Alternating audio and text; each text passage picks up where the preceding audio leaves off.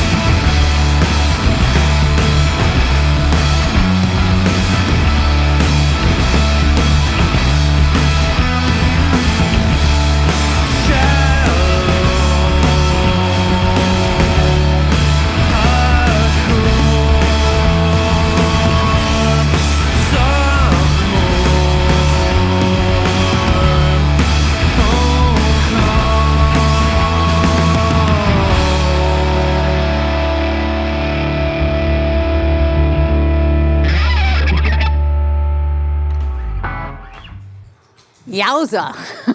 That's Hotline TNT live on KEXP, songs from the upcoming album Raspberry Moon, coming out June 20th on Third Man Records, and something from Cartwheel from a couple of years ago, also on Third Man. It's so great to hear these songs live, especially since the album's not out yet, but I can tell that you've been honing them at the live shows. How's it been feeling to play them? It's been feeling good. It's always kind of a back and forth of like, we want to play songs that people already know, but also want to keep pushing things forward, and we're excited about these new songs. So, yeah. They sound great. Thank you. Thank you so much. And they definitely sound like Hotline TNT, but as you said, pushing forward, working on new things. And Will, I know that your first couple of records were essentially all you. You conceived them and recorded them, sang and played on them. And in reading interviews with you, I know that it's always been something you've wanted to do, to open it up to be more of a collaborative process with the band. But because of the rigors of touring, your band is often changing and you just don't have a group together that you can do that with. And I understand that finally your wish came true on this album.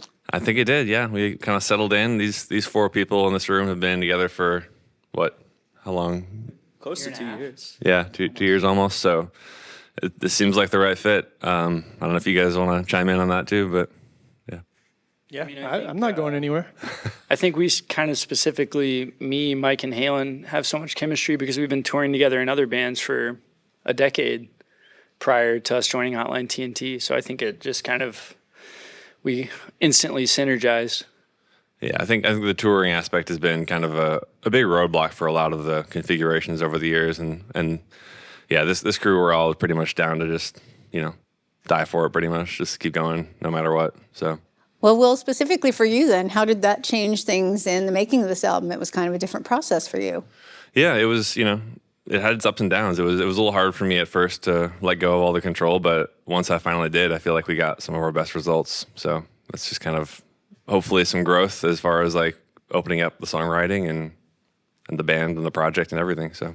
Well, you definitely write songs that dig into a variety of relationships, and I'm wondering what can be expected on this record as well. More of that? Little of that, some different material as well. There's definitely, I've been through a lot of breakups and have a pretty good career of getting dumped over the years. So there's plenty of that to go around. But I also fell in love with someone during the writing process of this album. So there's some different flavors in there too. Nice. Well, I look forward to sharing more and more of those songs with people as you start rolling them out and the record comes out in June. You're currently based out in New York, but you've lived all over. I know you grew up in Wisconsin, you spent some time in North Carolina, and then a couple of different times in Vancouver, BC, which brought you to Seattle a lot. I think the first Weed single was recorded in Seattle. Yeah. But it seems like you have some real fondness for the Pacific Northwest. Can you talk a little bit about your journey here in Vancouver and Seattle and what it has meant to you and how it shaped your music? Yeah, for sure. I mean, I moved to Vancouver when I was 18, fresh out of high school, and that's when I started playing music and writing songs. And it'll always have a really special place in my heart. I never really wanted to leave Vancouver, but I had to due to a work visa, situation. So that's a whole other story. But yeah, every time I come back here, especially this time of year, it's like, man, it's just kind of perfect. It's like heaven in a way. So. Well, we're big Weed fans. We kind of hoped you were going to move from Vancouver to Seattle. I know you spent a lot of time here going to shows and making music and exciting times in your life. Yeah, it was. I love Seattle too, but it was time for like a change, and my family's all back in the Midwest. So that's when I moved to Minneapolis and started Hotline TNT after my time in Vancouver. Is it true that Justin Vernon was a camp counselor of yours when you were little? That is true. All right. Did music come up? Was that part of camp at all? Were you both interested in music at that young age? Yeah, he was literally playing guitar around a campfire, and there was other people in the Bon Iver world who were a big part of my life when I was growing up. So they all kind of, to different degrees, kind of, mentored me here and there and taught me how to play piano and stuff like that. So. Is it true that he stole the Skinny Love riff from you at summer camp? It is true, actually. Really? No. I think we should start that rumor. That's very smart of you. I think we just did. Yeah, exactly.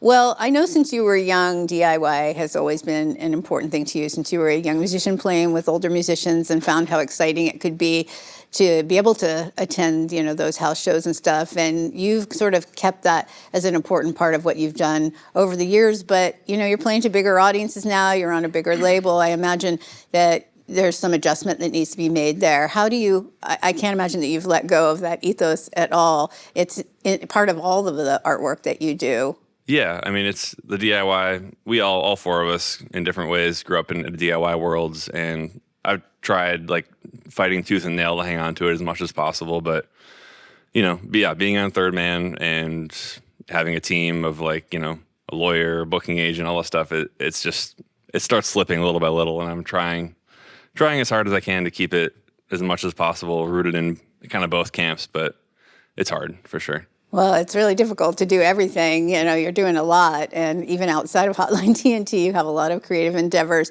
Do you still make some or all of your merch?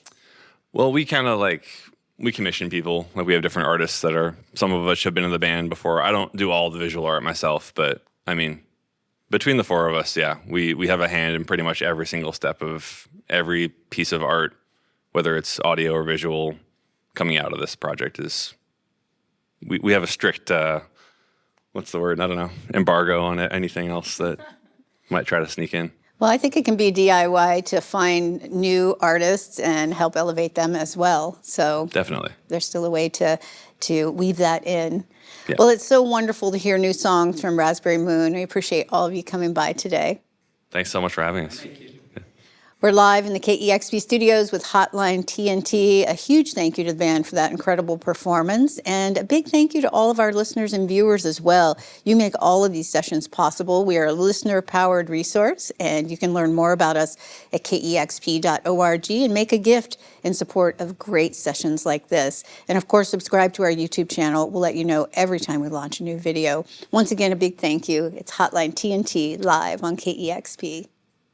Thank you so much. Discover new music at listener-powered KEXP.org.